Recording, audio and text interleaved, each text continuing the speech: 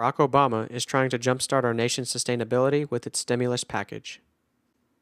Yet, a top-down approach where integrity and accountability do not exist make national sustainability impossible. Congress and national news media are constantly reporting that the federal government lacks the ability to assess its accomplishments and levels of success. The USDA impacts our daily lives 24/7. Yet, the USDA is constantly failing accountability standards in food production, mismanagement of our public lands, and fiscal irregularities. On May 14, 2002, Ms. McKay testified before Congress that civil rights is holding USDA agencies accountable. Yet, Ms. McKay could not validate her claim. America faces major consequences from the continuing loss of integrity and accountability in our national leaders. For example, at a March 19, 2009 congressional hearing on employee morale problems in the Forest Service and other public land management agencies, Committee Chairman Representative Raul Grijalva reported that prison guards enjoyed their jobs more than park rangers. Forest Service Associate Chief Hank Cashton and Mr. Leonard testified the opposite. Yet, employees testified a story that supported Chairman Grijalva's assessment. Forest Service senior executives are no longer being forthright. Our democracy and form of government are at risk. After 45 years, the USDA Office of the Assistant Secretary for Civil Rights staff remains over 95% black. The lack of diversity discredits the Office of Civil Rights and makes it an incompetent and ineffective office. How can the USDA Assistant Secretary for Civil Rights expect the rest of the USDA offices and agencies to promote and support its mission, racial diversity, and racial harmony when his office is the worst violator and the least to conform to the behaviors and ideals that civil rights is promoting? Also, the USDA's civil rights hypocrisy makes it difficult to expect state and county officials to be fair in its loans to black and Hispanic farmers. USDA's double standard is costing the American taxpayer millions of dollars annually. The USDA Office of the Assistant Secretary for Civil Rights and its two advocacy groups are promoting peripheral programs, not today's focus on integrative science. Plus, they lack the skills to convert its race-based data into integrative science management.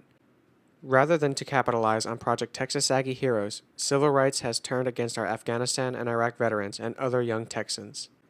Civil rights racial cynicism is the same as that of Dr. Bartuska and her cohorts. Prior to Dr. Cleave's arrival in 2006 as station director, the Rocky Mountain Research Station was a premier in research on integrative science and its application for a racially diverse society. The station's COMESA was instrumental in responding to the 1997 congressional inquiry. Yet, all ties and relations with COMESA were irrationally severed by a well-calculated effort by Dr. Bartuska, Dr. Cleaves, Dr. Foster, and Dr. Hill. They want to give the appearance that the severance was necessary and promoted efficiency.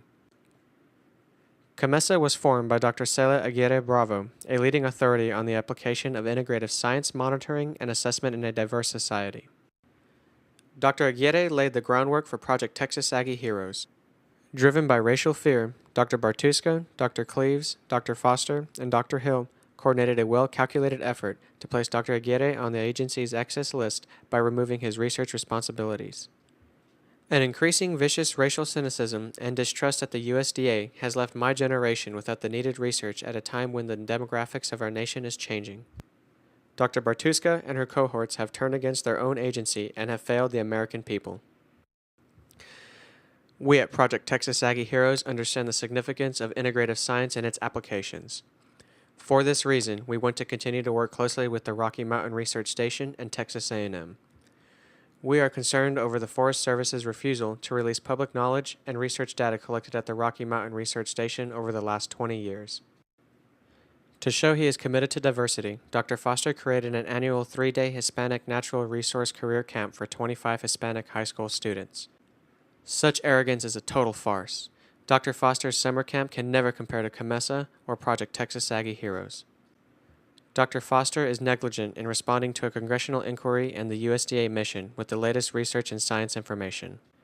Secretary Vilsack needs to hold Dr. Foster and his cohorts accountable and reinstate the needed research. America's ideals cannot prevail in the USDA if the Rocky Mountain Research Station lacks accountability and integrity. President Obama must keep his campaign promises of change by demanding accountability at the USDA and Department of Interior and accepting nothing less from either Secretary Tom Vilsack or Secretary Ken Salazar. President Obama must also keep his campaign promise to young Americans by supporting Project Texas Aggie Heroes as a bottom-up approach to empower our returning troops from Afghanistan and Iraq, so we can begin to develop skills that will sustain our nation as a 21st century global power.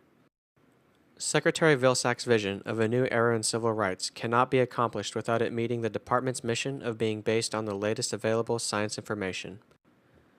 The latest science information deals with sustainability that is based on integrative science and its applications. Plus, to meet the USDA mission, the research must be conducted in collaboration with its agencies, its research units, and land-grant universities, and must incorporate the needs and demands of our nation's changing demographics. The needed framework has been set out by Project Texas Aggie Heroes. Mr. Salinas has worked diligently with the Rocky Mountain Research Station, Texas A&M University, and with the presidents of Texas A&M in Vision 2020.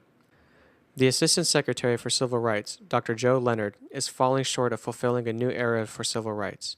Dr. Leonard's April 29th promise that no family will stay behind is not happening in South Texas, nor is Dr. Leonard taking any corrective action to hold the Forest Service accountable. In his February 26, 2009 keynote address at the USDA's Agricultural Outlook Forum 2009, Secretary Vilsack talked about his respect for rural communities and our soldiers in Afghanistan and Iraq. President Obama and Secretary Vilsack promised a transparent USDA that engages and serves the people. Yet, letters addressed to President Obama and Secretary Vilsack asking that the restrictions placed on Texas Aggie Heroes be lifted have gone unanswered. Much of the input and inspiration for Project Texas Aggie Heroes came from the 150 men of Bravo Company of the 1st Battalion of the 26th Infantry Regiment of the 1st Infantry Division from Fort Hood, Texas. For 1 year, these young Texas Aggie Heroes defended one of the hottest spots in Afghanistan, the Korengal Valley in the province of Kunar. 9 Texas Aggie Heroes, all under the age of 27, made the ultimate sacrifice while defending our country. Last month, Bravo Company returned home to Fort Hood. Some of Bravo Company's wounded soldiers are recovering at the hospital in Fort Sam Houston in San Antonio. Those who have completed their military obligation are trying to enroll in college, but are encountering numerous problems. They claim that Project Texas Aggie Heroes will be a great help to them in overcoming the obstacles they are facing. However, we at Project Texas Aggie Heroes cannot help, for we have not been able to get organized. We cannot get organized because Dr. Cleaves is afraid of Hispanics talking to each other, because Dr. Bartuska is afraid that young Texans will continuously ask for assistance, because Dr. Foster has eliminated the needed programs, and because Council Rosenbluth claims USDA senior executives have management prerogative privileges to act above the law and to issue letters of direction that restrict USDA research scientists from assisting Hispanic USDA constituents. And Mr. Michael Watts, Deputy Director for the USDA Office of Civil Rights, cannot take any action because he has a 5 to 7 year backlog of cases to review.